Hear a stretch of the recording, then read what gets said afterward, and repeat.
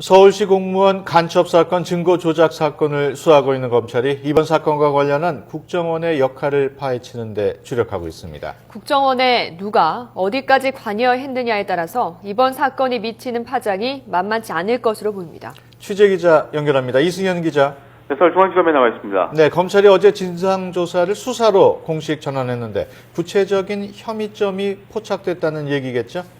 네, 그렇게 볼 수 있을 것 같습니다. 그동안 검찰은 범죄 혐의가 포착되지 않았고 또 피의자들이 특정되지 않았다는 이유로 수사보다는 진상조사에 방점을 찍었습니다. 하지만 진상조사 20여일 만에 공식적으로 수사로 전환했기 때문에 이 범죄 혐의 그리고 피의자들이 모두 특정됐다 이렇게 해석할 수 있을 것으로 보입니다. 이렇게 공식 수사로 전환이 되면서 검찰 수사팀 규모도 확대가 됐습니다.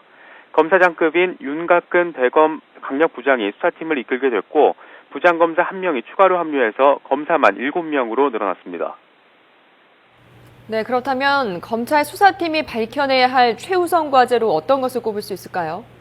네, 검찰 수사의 핵심은 증거 조작 사건에 국정원에 누가 어디까지 관여했는지를 밝혀내는 겁니다. 이에 따라서 유서를 통해 문서가 조작됐다고 주장한 김모 씨에게 위조 대가로 1,000만 원을 주기로 한 국정원 직원들이 우선 소환 대상입니다.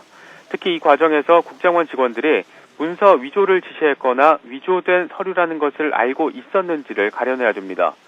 여기에 이 같은 과정이 국정원의 누구에게까지 보고됐느냐에 따라서 이번 사건이 미치는 파장 만만치 않을 것으로 보입니다. 검찰은 또 김 씨가 위조했다고 주장하는 서류 말고도 나머지 서류 2건에 대한 위조 여부도 밝혀내야 합니다.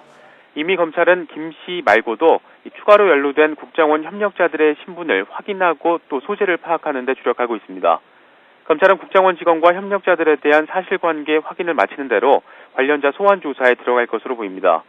김 씨가 위조 의혹 문건을 입수하는 과정에 관여한 것으로 지목된 국정원 대공수사팀 직원들은 이미 일부 출국 금지 조치를 받은 것으로 전해지고 있습니다.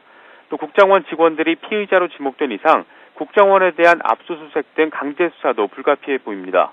이와 함께 국가보안법 위반 혐의를 입증하기 위해서 증거를 날조하면 국정원 역시 국보법으로 처벌받을 수 있기 때문에 검찰이 어떤 수사 결과를 내놓을지 주목됩니다.